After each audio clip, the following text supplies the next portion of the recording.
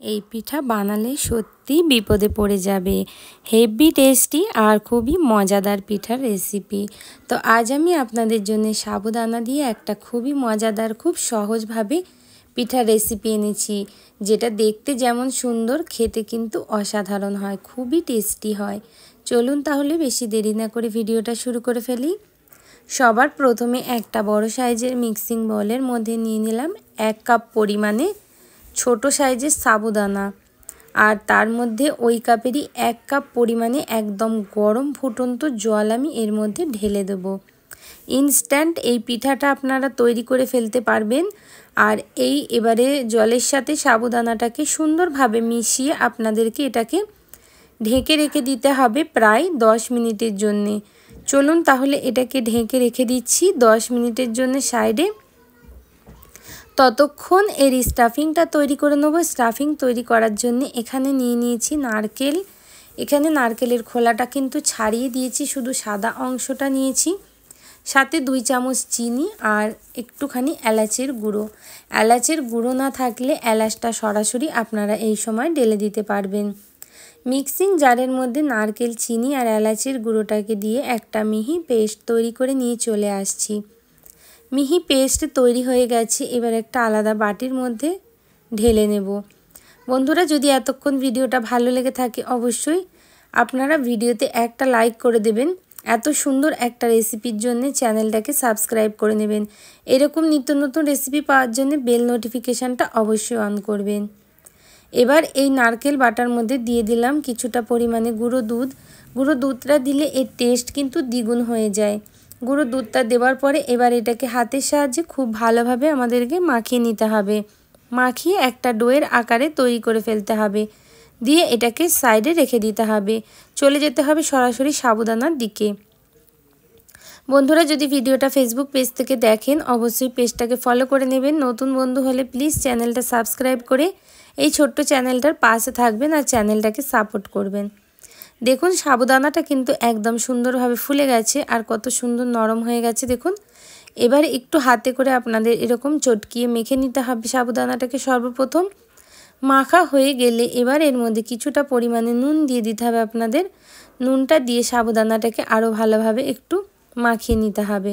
যখন দেখবেন খুব ভালোভাবে মাখা হয়ে গেছে, একদম ডোয়ের আকারে চলে এসছে, তখন আপনাদের হাতটাকে খুব ভালোভাবে আগে পরিষ্কার করে নিতে হবে। চলুন তাহলে হাতটাকে আগে পরিষ্কার করে নিচ্ছি বন্ধুরা, তারপরে পিঠাগুলো তৈরি করে আপনাদেরকে আমি দেখিয়ে দিচ্ছি। হাতটা পরিষ্কার করে চলে এসেছি। হাতে একটু তেল মেখে নিয়েছি যাতে সাবুদানার পিঠাটা তৈরি করার সময় হাতে না লেগে যায়। তো একটু বড় বড় সাইজের পিঠা তৈরি করছি, তাই এরকম করে একটা বড় গোল নিয়ে নিলাম হাতে।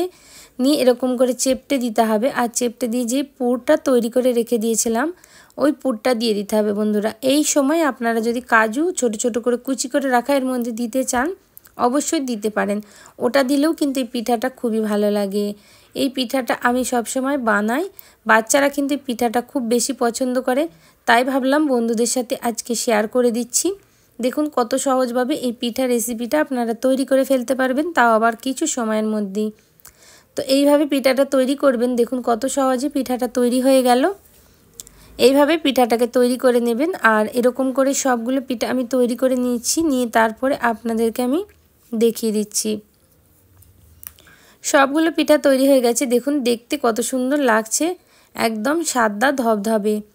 তো চলুন এবার এটাকে সরাসরি স্টিম করার প্রসেসে চলে যাব। একটা কড়াইয়ের মধ্যে এরকম জালি মতো বাসন নিয়ে নিচ্ছি, বা আপনারা যে কোনো স্টিমারের ব্যবহার এখানে করতে পারেন। মোমো স্টিমার বা ইডলি স্ট্যান্ড, যে কোনো জিনিস আপনারা এটার মধ্যে ব্যবহার করতে পারেন।